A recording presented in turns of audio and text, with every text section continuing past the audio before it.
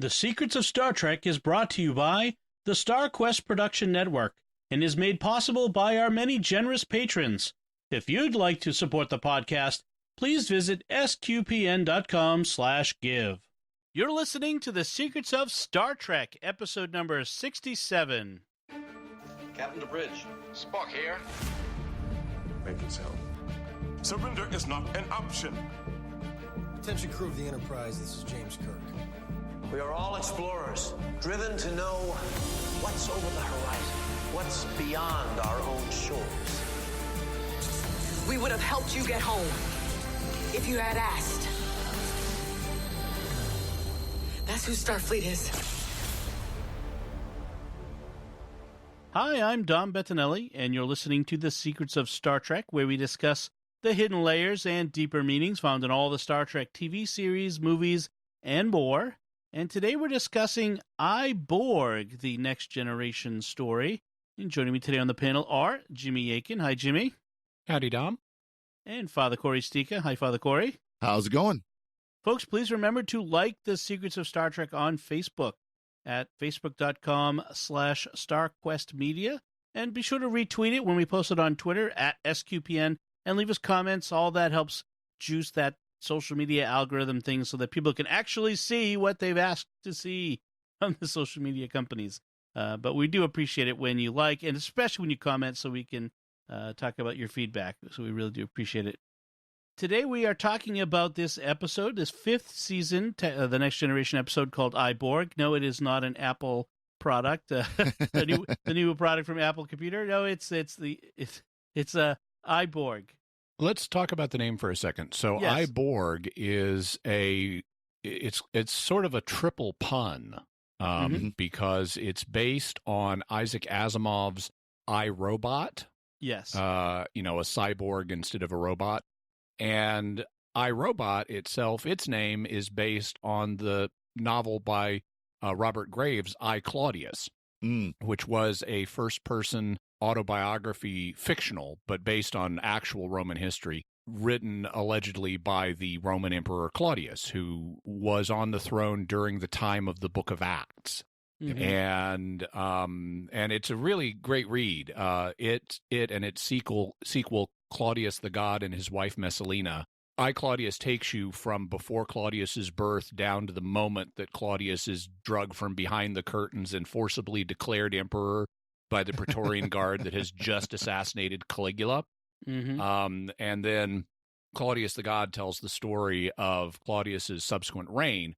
And these were adapted in the 1970s by the BBC into an outstanding 13-part miniseries called I, Claudius, with the casting is just amazing in that. Yeah. Including Patrick Stewart. Including Patrick Stewart, who plays Sejanus, the would-be emperor who tries to knock over Tiberius. It also has, starring as Claudius, it has Derek Jacobi, who later played the Master on Doctor Who, and it has Brian Blessed, who played King What's-His-Name on Doctor Who, and also Boss Nass in Star Wars. He played a lot of things very boisterously, too. Yes. Yeah, John Hurt, who also plays the War Doctor in Doctor Who. The War Doctor, he's Caligula. And John Rhys Davies, who you'll know from both Sliders and Raiders of the Lost Ark. So, yes, amazing casting, yes. Yeah. Also, the third pun in the title or allusion in the title is cyborg, which is what the Borg are. Cyborg, knock off the C, it becomes Borg. Right, and the idea is that the Borg are a collective consciousness. There is no individuality within the Borg. And so the idea that a Borg would say I is contradictory, and that's the It's point. like that silly phrase you always hear in corporate, there's no I in team. Well, there's no I in Borg either, so. Right. Well. In fact, this Borg only has one eye. So let's talk about what happens here. So they discover, just as sort of as a quick recap, the Enterprise discovers an injured adolescent Borg on the surface of a planet. They bring him up to the ship. Moon. Thank you. A moon, to be specific.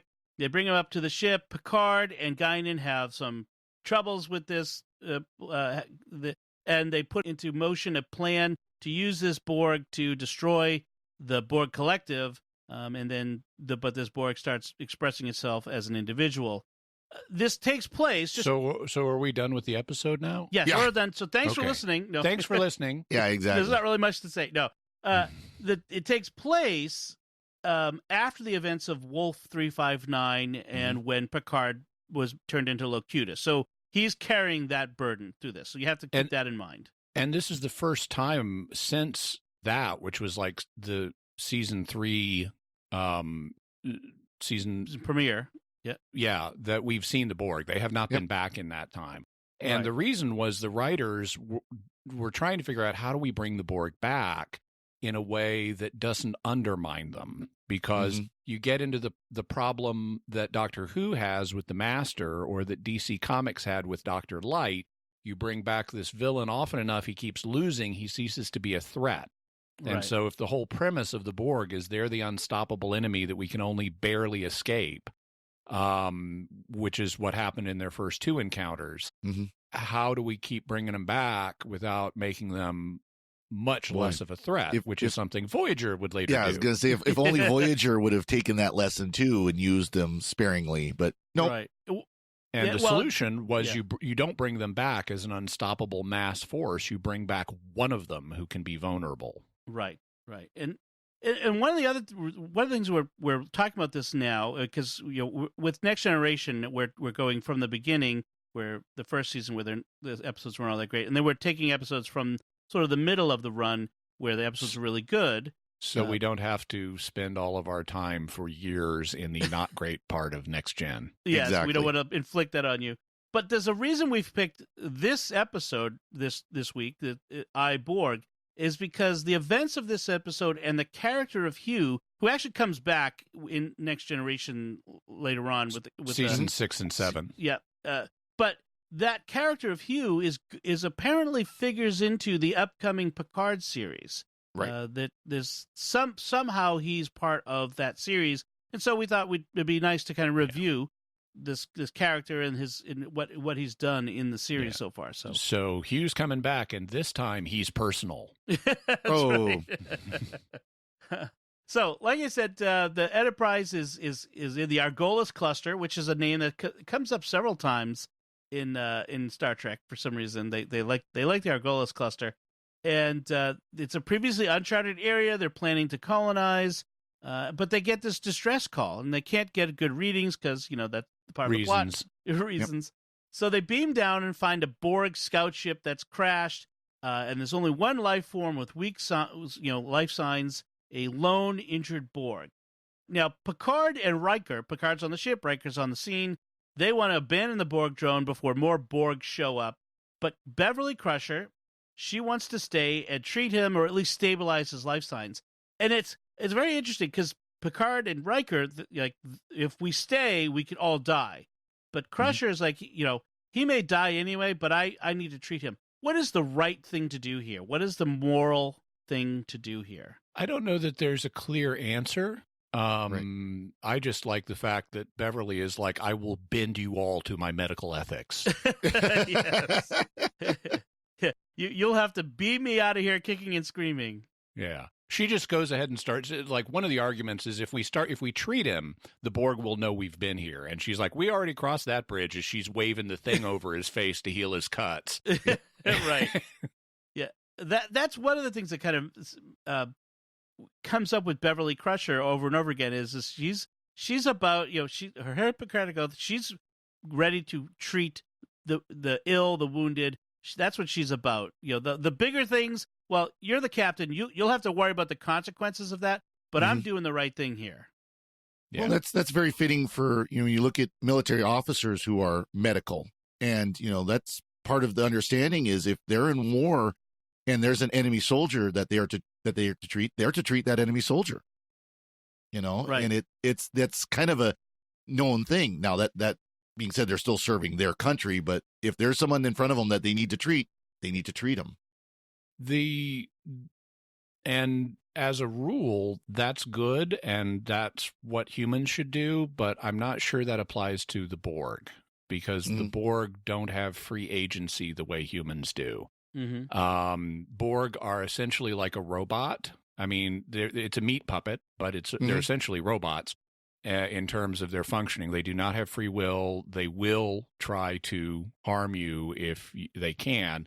Yep. And if I found a disabled battle bot on the battlefield, I don't think I would be morally obliged to repair it, because then I'm just restoring a dangerous thing to a state where it can be actively dangerous again. But isn't that precisely the point of this episode? Is that Borg are not merely meat puppets, but they're more akin to slaves, brainwashed slaves? Well, so that's and I figured we'd talk about this a little bit later, but because there are more moral issues that come up that are related to this. Mm-hmm. The real question is, are there alternatives?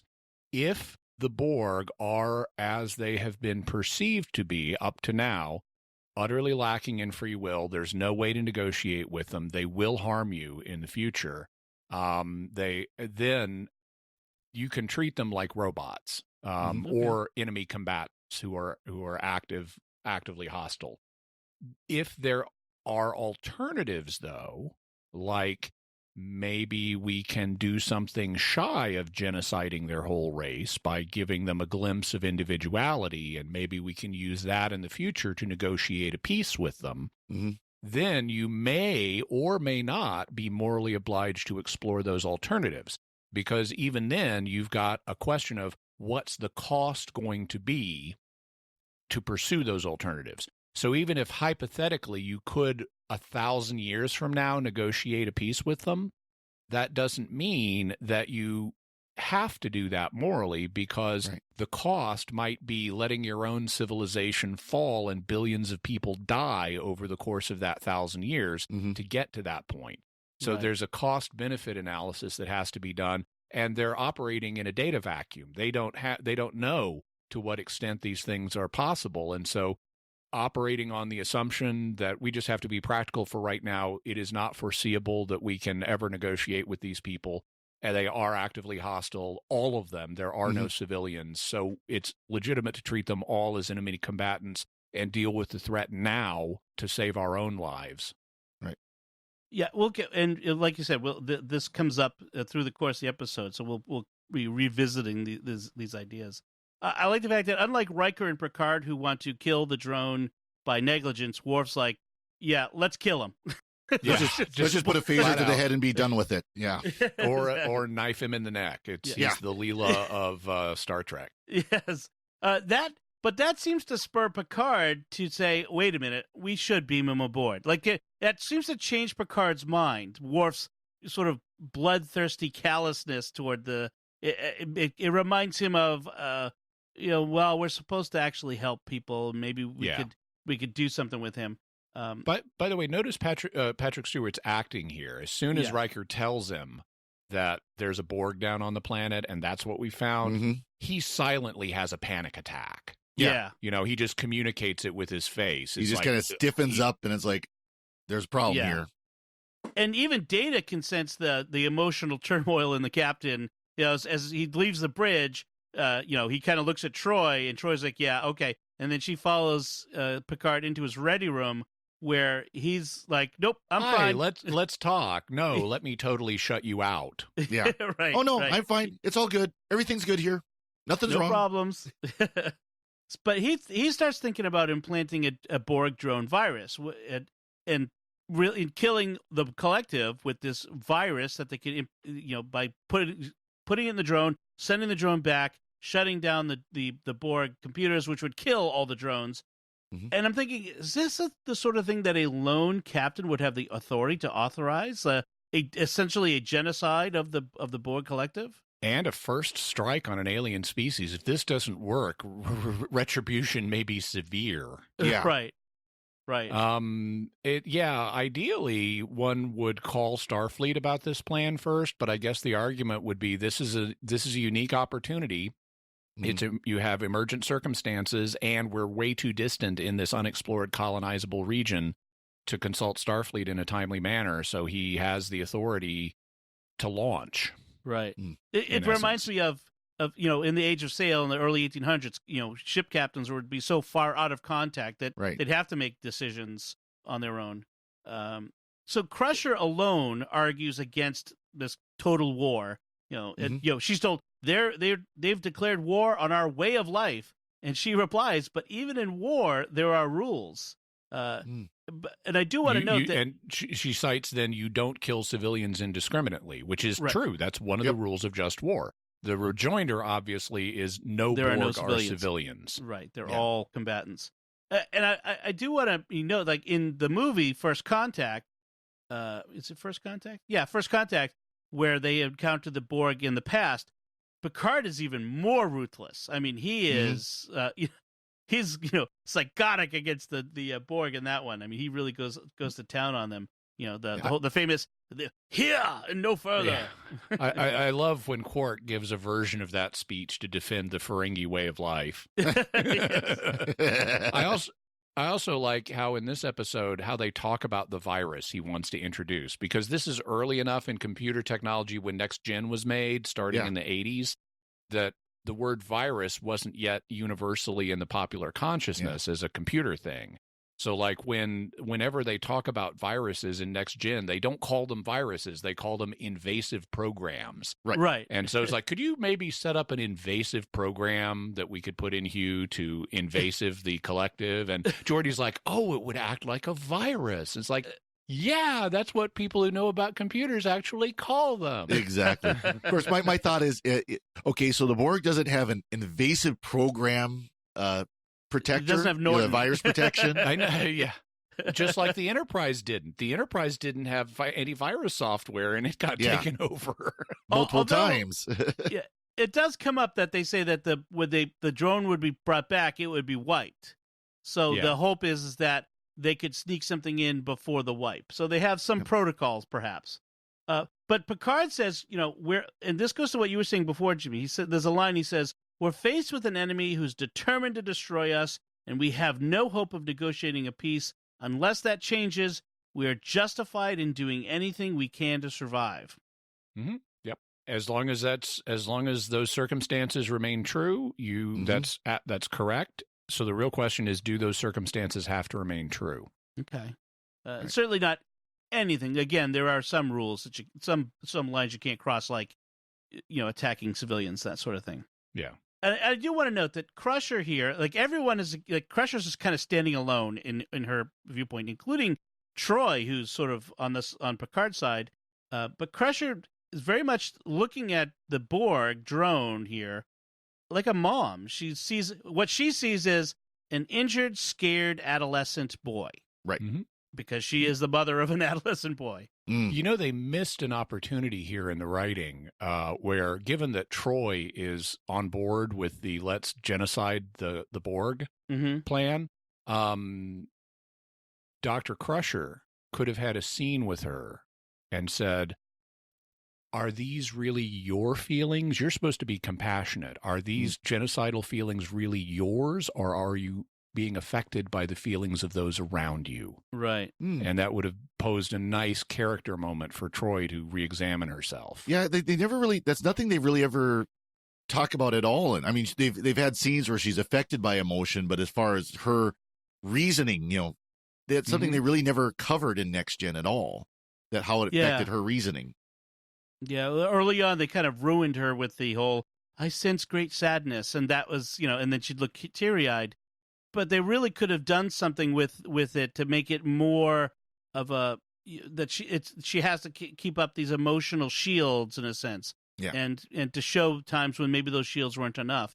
I think that would have been, I agree. I think that would have been a nice character moment.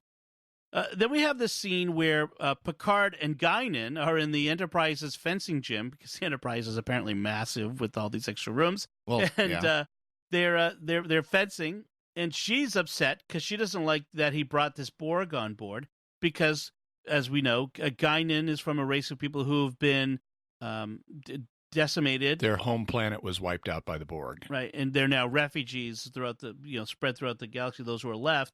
And she harbors very ill feelings against the Borg. And she teaches him a little bit of a fencing lesson about feeling sympathy for an opponent. She kind of fakes an injury to her leg, and when he goes to help her, she scores a point on him with her foil. Yeah. You felt sorry for me. Look where that got you. Yeah. That's cold, Guinan. That's cold. One thing is, that we probably should mention specifically, although I'm sure everyone understands, Hugh, and eventually with this Borg is going to name himself Hugh, is the forerunner of Seven of Nine in Voyager. Yeah. I mean, this is sort of that Voyager kind of steals this concept and turns it into from an adolescent teenage boy to a beautiful hot lady woman in a cat suit. Yeah, Exactly. They missed the trick in Next Gen, but they saw that when they got to Voyager. And Geordi, talks to him. They're doing these scanning his command pathways. They're trying to figure out how to get the virus in him. Talks to him about being a singular being, an individual, and starts connecting with him on that level. And they get to know him, and they start to see him as a person, not just a drone. And you see that subtly in the writing, where, like, for example, Geordi, Beverly has always called him he, but Geordi starts shifting from calling him it to he, and there's that shift in pronoun and in way we talk about things, personalizes him, and so Geordi is feeling this turmoil in himself, like I don't like that I'm starting to feel sympathy for this drone, and goes, where do you go? Well, you could go to Troy, but you go talk to the bartender too, and so he goes to Guinan, which seems to be the wrong thing to do here.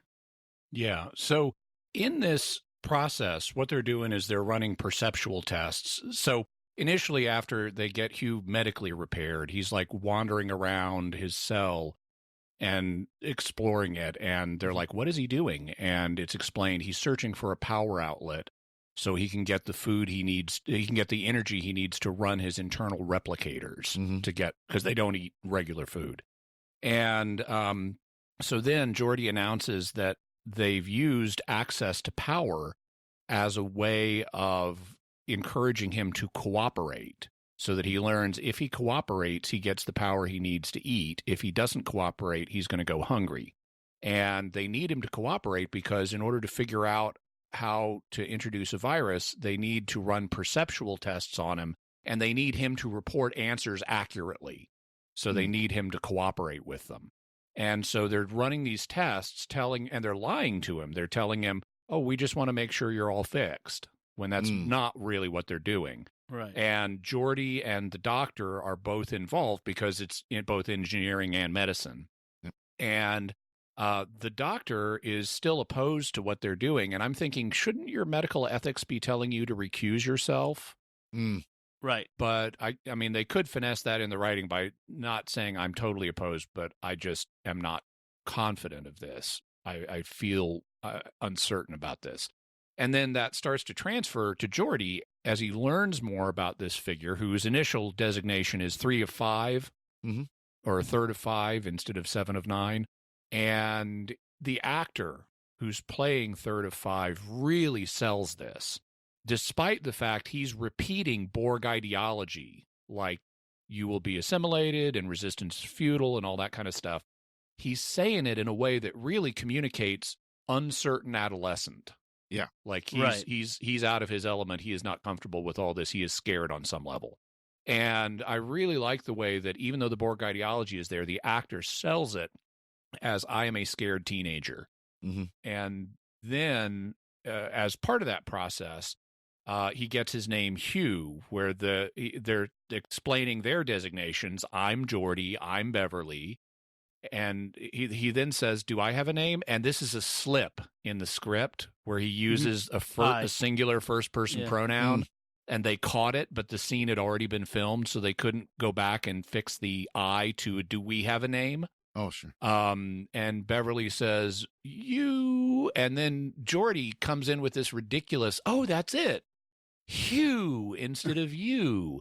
And that becomes Hugh's name. So I'm Beverly, I'm Geordi, we are Hugh. You're you. So Geordi then is, like I said, he's getting this attack of conscience, because what they're going to do is not only going to destroy the collective, it's going to destroy this individual now that he's connected with on an emotional level, that he's named. As soon as you give something a name, someone a name, you have created an emotional connection. And he goes to Guinan for some help. She's a good listener, and she'll give you good advice. But except Guinan gets mad. She's mad that Geordi is starting to feel sympathy for Hugh. I mean, because this is an evil machine that has destroyed her people. So that's an interesting moment, and Geordi is kind of taken aback by it, and leaves that conversation unsettled. And he totally burns her. It's like, Yep. Why don't you talk to him? And it's like, I wouldn't have anything to say. Well, then why don't you listen? That's what you're supposed to be the best at, right? Yeah.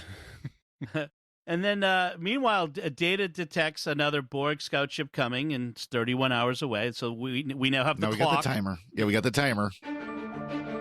This is Dom Bettinelli of the StarQuest Production Network, and we need your help. Over the past year, we've grown by leaps and bounds. Some of our podcasts, like Jimmy Akin's Mysterious World, are among the most popular shows we've ever produced, but that success is in danger. Creating a dozen shows has caused our expenses to rise, and right now, we aren't making ends meet. We must reach the financial break-even point if we're going to continue. If our reserves are depleted, we'll have to cut back many of our shows. We might have to shut down entirely. That's why it's crucial we hear from you right now. Please go to sqpn.com/give and click the Become a Patron button to make your monthly pledge. If you're already a supporter, please consider increasing your pledge. The need is urgent, so please go to sqpn.com/give. That's sqpn.com/give. And then so Guinan goes and visits Hugh, and she kind of taunts him, or throws his ideology back at him. She says, well, resistance is not futile, and he tells her that she's lonely. He tells her, you're lonely like I'm lonely. So he's lonely because he's cut off from the collective, which he's never been cut off from, and he identifies that she's lonely because her people are gone, and he's lonely because he's cut off from his people. So we're alike. She doesn't like that. Yeah. Very much, but it creates this point of connection between them. Yeah, he also is learning from her that he didn't know some of her people got away, so resistance is not entirely futile. That's right. That's a game changer for him conceptually. Right. I also love how they're both, he identifies them both as being lonely, and it's like, even though that feeling has existed since the dawn of humanity, and probably even before, that word has only existed for 800 years at this point because Shakespeare made it up. Lonely? Yeah, that's a Shakespeare word. Huh. Interesting. I did not know that. Yeah. Shakespeare has invented a lot of the words you use every day, people. You just don't know it. So Geordi and Data go to the Picard to tell them about their invasive program that acts like a virus. And it's a It's a paradoxical spatial topology that will basically shut down the Borg by churning their CPUs trying to solve it. It's a paradox. So it's an optical illusion, like one of those things. It's more complex than this, and it's not really an illusion. It's just a fancy shape they made up. Yeah. But it's meant to be like those illusions you see where, does this thing have 3 legs or 2? An Escher drawing, and depending on how you look at it, it has either 3 legs or 2 legs. And so this is supposed to put them in an endless loop, and I'm going, you guys are really betting the farm here that the Borg haven't made significant progress on the halting problem. Yeah, exactly. Any good futuristic computer system is going to have some kind of initial smell test for, could this data put us in an endless loop maybe? Right. Yeah, because Kirk used this one a few times in the original series. I mean, you'd think that the Borg would have just, where they could just shuffle it off to like one processor and just let it run on one processor, and when it finishes, it finishes. Yeah, or this isn't worth figuring out. Let's allocate how much computer time this is really worth, and let maybe some Borg in some cube somewhere think about this. Exactly. But maybe we all don't need to. Yeah, even I have an app that shuts down when the CPUs churn on a process more than 20%. It shuts that process down. So I'm going to guess the Borg probably has. But we'll let him get away with it on this one. We'll assume that Geordi and Data have figured something out. But Geordi tells Picard about his second thoughts now, and Picard kind of comes back with, like, he's cold. He basically says, this is what he says, centuries ago, when lab animals were used for experiments, scientists would sometimes become attached to the creatures. This would be a problem if the experiment involved killing them. I would suggest that you unattach yourself from the Borg, Mr. LaForge. Ouch. Ooh, yeah. Space is cold. And this is significant because Hugh is now thinking of Geordi as his friend. It's like his only friend is Geordi. Yeah, and Geordi has been presented with this moral dilemma of this. We're about to use this person that I now recognize as a person as a weapon that will destroy him. So Guinan now confronts Picard. And he admits he's not even... As he's like in his bathrobe having a drink. Yeah. While the Borg cube is coming towards them. Yeah, well, he's going to take a nap. I mean, I know it's 31 hours away, but it just doesn't feel right to see the captain so relaxed under those circumstances. They are, the Federation's finest cruise ship, so why not? Yeah. There's a little too much Patrick Stewart's chest hair in that scene. I'm just saying. It was a little distracting. Cover up a little, Captain Picard. But so Guinan confronts him, and he admits he hasn't even talked to Hugh, hasn't even seen him. And when Guinan calls him a person, Picard yells at her that it's not a person, it's a Borg. But she's not deterred by that, and so of course he has to give in and will go and talk to him. But she says, "Fine, I will not alter my plans." She says, "But if you don't talk to him at least once, you may find that decision a harder one to live with than you realize." The implication being, because then you'll never know if you were right, for sure. Right. And if you ever regret it, you'll never have that chance to get it back. So he has Hugh brought to his ready room where he confronts him, and he tries a trick on Hugh. Well, yeah, the trick is something he seems to come up with on the spot, because as soon as Hugh sees him, he says Locutus. Yes. Mm-hmm. And you see Patrick Stewart kind of stumble mentally for a second, and then he adopts the role of Locutus. And uses it to probe Hugh. So he's telling him, yes, I'm Locutus, and we're going to totally assimilate this ship. Your job is to assimilate this ship with us. And I'm going, dude, you are so lucky the writers have not yet thought about Borg infecting people with nanobots, because you could have just triggered a nanobot cascade. Yeah, exactly. Right, exactly. I mean, it's an interesting... I remember as a kid going... Wait a minute, has Picard really been a Manchurian candidate agent for the Borg this whole time? That was a little scary for you as a kid, but it's this interesting thing, and he wants to trick Hugh into revealing himself, but Hugh doesn't fall for it. And then when Hugh uses the pronoun I, and like as you said, there was that earlier mistake in the script, when he uses that I, that's what changes Picard's mind. That's the key moment, the I, in the title, I Borg. He realizes he is an actual individual here. He after reasoning through, Geordi must not die. Geordi is a friend. Geordi does not want to be assimilated. He'd rather die, and he can't die. He then announces, "I will not assist you." Right, right, and I mean this is the emotional climactic moment of this story. This is the big moment, and this is what changes everything. And so Picard, being Picard, comes up with the idea of Hugh not going back as a computer virus to destroy the Borg, but with a different kind of viral package that will spread his experience of individuality as a kind of self-realization virus, you might say. Yeah. Yeah, I know. It's like, if only the Borg could assimilate somebody who had an experience of individuality before they were assimilated. Wait, that's every single person they've ever assimilated. Right. How is this new? That's true. Well, it's new only in that it's an experience of individuality by someone who was already a Borg. Right. So I assume the logic is going to be they have this is the only way to rationally headcanon it, as far as I can see. They have individuality, ignore feelings of individuality for people who are not already Borg filters that keep them from experiencing it as they're assimilated. But if you are already a Borg and have the Borg implants in you, they just hook you up again without using that filter. Right. And then when they realize, oh, his memory's been compromised, we better wipe that, but you've still had momentary experience of individuality. Yep. And apparently this has effect all the way into the Delta Quadrant, where we see that there are many, many Borg drones who have we have that episode in Voyager where they're all living... Zero. Yes, they have the virtual reality version of themselves. So Picard gives Hugh the chance. It's his decision to decide whether to go back or to stay. And he decides to go back to sacrifice himself to save the Enterprise crew, which in one to sense, save Geordi specifically. right. Yep. And I mean, and I would say that's the most human moment. Yes. The moment we are most human is when we are willing to sacrifice ourselves for others.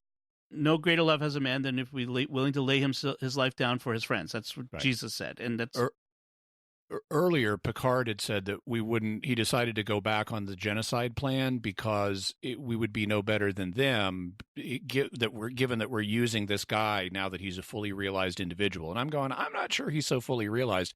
But when he gets to the moment of, I'm willing to sacrifice myself for my friend, okay, he is a fully realized individual now. Yes. That might be my favorite moment in this episode, is that moment of, that willing to die for someone else. I mean, that's really that moment that really should set Picard back and everyone else back and change how they perceive the Borg in Borg drones.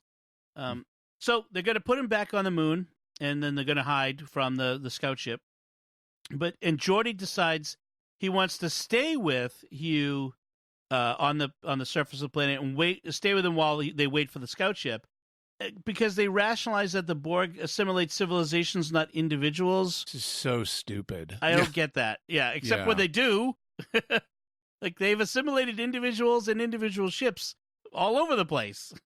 Yeah. Well, the idea they're going for, I guess, is that right now the Borg are not actively seeking to assimilate humanity. Therefore, they don't care about an individual until the assimilate humanity order is given again. Mm-hmm. Right. Although, but that's still stupid. Yeah, because the Borg is smart enough to say, "Oh, look, a Starfleet officer is wandering around on this. Maybe there's another Starfleet ship around." I mean, they're not idiots. They're a giant computer. So anyway, what he does is it gives us that emotional resolution with Hugh and Geordi, and so the drones from the scout ship come down. They hook up to Hugh. They apparently, we get that's supposed to be like doing the mind wipe. Well, no, I think at that moment they're using the power socket on his arm. I think they're feeding him because they assume he's been hungry for all this time. Well, yeah, although I get the sense, because what happens is as Hugh is beamed away to the Borg ship, he looks directly at Geordi, which seems to surprise Geordi that he's able to do that. Right. And I think it's supposed to be this idea is like, wait, he retained his individuality. Yes. And that's really so something is supposed to have happened and didn't. And so now he's an individual among the Borg. And I think that's the idea. And we will find out later on at the end of season 6 that indeed his cube got infected by individuality and their command structure fell apart. And then Hugh became, by the opener of season 7, Hugh became a leader of his little mini collective. Right. Yeah. In fact, this plan, Picard's plan, didn't work and wouldn't have worked either way, because as soon as the cube was infected, the collective disconnected it from the rest of the collective. But what happens is Data's brother Lore finds it and takes over, and that's the two-parter Descent and Descent Part 2 that we'll talk about at some point. Not my favorite two-parter. No. So I want to kind of talk a little bit. Well, first, do you have any notes left on this episode? Because there's something I want to say about. Father? Nope, nothing here. I had a few things. Notice the way that Borg names have evolved. So the first Borg name we ever heard was Locutus of Borg. Yes. And Picard's name is a Borg. And obviously that's meant to sound science fiction-y with the cutus part, and and also sounds kind of like computery or like electrocute. And then the loque part is going to, for many people, conjure Latin associations for the verb to speak. Right. Loquor. And so an interlocutor is a person you're talking with. And so on some level, Locutus is the one who speaks for the Borg to humanity. However, it's also in Locutus in Latin is a perfect active participle that means having said. And so it's always a little distracting to me that, oh, there's having said. Yeah. And then we get these numerical designations, which I guess makes sense. They might have, I don't know why they'd have a special name for Locutus, I guess, to make him an easier face for humanity as they're about to be assimilated. But an ordinary Borg, having numbers makes sense. Although notice 3rd of 5, it's an ordinal number rather than a cardinal number like 7 of 9, unless I've said that backwards. Right. So there's a little shifting around of the naming conventions there. Q, there are several points where I think the logic regarding the Borg is choppy. We mentioned they're not going to assimilate you because you're just an individual. Another one is earlier on, as they're examining Hugh, he's like, what are you doing? What's a doctor? And Crusher says, a doctor is a person who heals the sick and injured. And he's like, the sick and injured are reabsorbed and others take their places. So you just implied anyone who gets a cold is going to be killed and cannibalized, and someone else will replace them. That is not an efficient use of resources. A really, truly powerful, smart, unstoppable race would not kill all of the sick and injured. It would use its advanced technology to repair them. Yeah. Then we have Guinan telling Geordi that when Hugh's big brothers come looking for him, they will not stop looking for Hugh until they find him. And I'm going, why? Really? Why? I mean, again, this is a resource question. Are you going to invest potentially unlimited resources scouring the galaxy for one teenage drone? That doesn't. So I think the logic is choppy with the Borg. Yeah. On the other hand, I really love some of the dialogue. I love the acting in this. I think it's a great episode.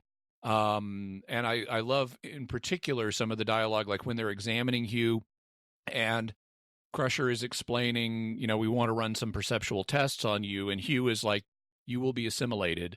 And Geordi is like, yes, but before that happens, can we ask you a few questions? That was good. Yeah. So one thing I want to kind of talk about, a little speculation here, is what part, I don't mean role in the literal acting sense, what part do you think Hugh will play in the new Picard series based on the very little information we have about the series? Just to sort of recap, it takes place, 30 some odd years after or 20 some odd years after the last events of Next Generation, the last generation, Next Generation movie. Picard's retired. He's called back out of retirement because of something having to do perhaps with the Borg of some sort. What do you think? Did you have any idea? Do you have any speculation that you want to make on what do you think Hugh's role will be in the new Picard series? Father? I wouldn't have a clue. I mean, it could be anything from like a Borg civil war to the Borgs have split into factions and stuff going on. I mean, I don't know. I mean, obviously we know 7 of 9 will also be in it because she was in the trailer. Yes. Right. But true. Beyond that, I wouldn't have a clue, honestly. Jimmy, do you any thoughts? Just some vague ones. One of the things we know is that, based on images that have been released in trailers, and so forth, is that there's apparently a captive Borg cube that's heavily damaged, and it's apparently being run as a detention facility by Romulans and humans, because we see like Romulan symbols on it, and we see human writing that says, this facility hasn't had an assimilation in so many days. Right. Yeah. and so given that, it looks like the Federation has this captive Borg ship.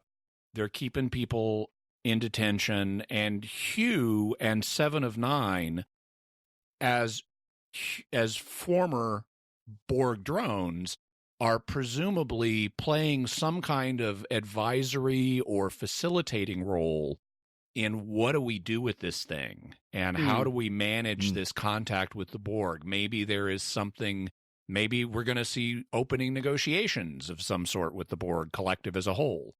But I think whatever it is, I think Hugh and 7 of 9 are going to be playing some kind of facilitating role in the plot between humanity and the Borg. And also, I have indication that Hugh has indeed become a leader of some faction of Borg based on the way his character arc was left at the beginning of season 7 and based on things the actor has subsequently said. There's also apparently this character of a young woman who Picard and others sort of talk about as if she has some very important role to play, Right. more powerful than you can possibly imagine, et cetera, which have led some to speculate that she's also a former drone who, and perhaps a Borg queen replacement who has been individualized of some sort, and so maybe he plays a role in that factionalism. So she got the royal jelly, but someone mixed individualism in it. Maybe. That's right. That's right. I wonder if she was a little green baby. Anyway, that's something totally different. So, all right. Well, that's interesting, folks. We'd love to hear your theories. Before we close out, though, we do have a little bit of feedback, which is particularly relevant to both you, Father Corey, and Jimmy, because it has to do with the episode you talked about, the comparison of Deep Space Nine and Babylon 5. I was about to say Andromeda, but that's a wholly different show. So Brian Lewandowski on YouTube writes, Garibaldi firing something from a steam pipe to the rubber suit monster, to me, harkens back to the Star Trek episode Arena, when Kirk fights the rubber suit Gorn creature and builds a weapon using bamboo pipe thingy, and he just fires and defeats the creature, saving the day. As someone rewatching Babylon 5, I appreciate the comparisons since I've seen Deep Space Nine. So just wanted to... By the way, real quick point about that episode Arena, of course, it's the famous rocks. Vasquez Rocks. I have been there. Well, there was a Los Angeles. tweet just the other day where they've wrapped up Picard, and it's the producer of Picard series standing in front of those rocks. So, awesome! Oh, I wonder if he goes and fights a Gorn there. If you go to Vasquez Rocks, it's a park. It's like a wildlife park or something, and there are signs that say "Beware of rattlesnakes." Oh, nice. So I have to say that episode got a lot of great feedback on your episode where you talked about Deep Space Nine and Babylon 5. People really enjoyed that, and we really do appreciate that, and it was a lot of fun. It was a lot of fun to put together and talk about, I know. It was a lot of fun to do. By the way, this has just been released. J. Michael Straczynski, the creator of Babylon 5, has now published his autobiography. Mm-hmm. It is called Becoming Superman, which is a metaphor in the book. You understand why as he tells his life story and it progresses. And it's a very interesting read. I got the audiobook version, which is read by Peter Jurasik, the actor who played Londo. Mm-hmm. And I'd known from things Straczynski had said over the years that he had a rough upbringing, that his family moved around a lot, and that he had known women in his family to be physically abused, not sexually, but physically. Mm-hmm. And wow, I had no idea. Yeah. His background was much rougher than I had imagined. And there are actual war crimes involved. Oh, wow. Mm. And so it is very interesting to see what he overcame to become a successful author and showrunner and script writer and comic book writer and all that to achieve the success he has, given where he came from. It's really amazing. Just wanted to mention that. It also has some interesting revelations in it. Like, one of the things Father Corey and I talked about is the extent to which Deep Space Nine was a ripoff of Babylon 5. Right. And for a long time, Straczynski's position was that he thought the higher-up suits may have steered the development of Deep Space Nine towards being like Babylon 5, but the actual producers didn't know that's what was happening. Right. Well, like 3 years ago, a guy who was on the inside at Paramount came forward and said, "Oh no, it was much more conscious than that." Oh wow! And so the book covers that. Also, the book covers why the Crusade series, that was the spinoff of Babylon 5, why that got aborted and turned into a miniseries. That's been a big question for years. But Straczynski, now that he's talking directly to the public, he says, here's what happened. And so it's a very interesting read for fans of Babylon 5 or Straczynski's other work, but it does go to some dark places. Okay. I'm sure. I'll put a link in the show notes on that. And by the way, you can now watch Babylon 5 on Amazon Prime streaming. Nice. It's available Yay. to Prime members, so that's good. It used to be available other places, but now it's in a more mainstream, so to speak, location.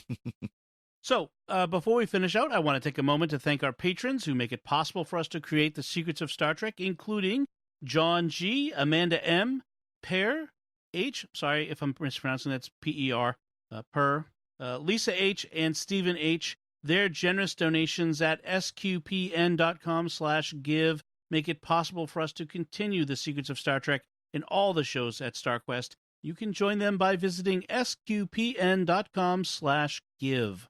And that's it from us. So what do you think of Borg in this episode? What was it one of your favorites, maybe? What did you think of what we had to say about it? And what do you think about what's going to be happening with Hugh in the new Picard series? You can let us know any of that by visiting sqpn.com/trek, the SQPN Facebook page, or send us an email to trek@sqpn.com.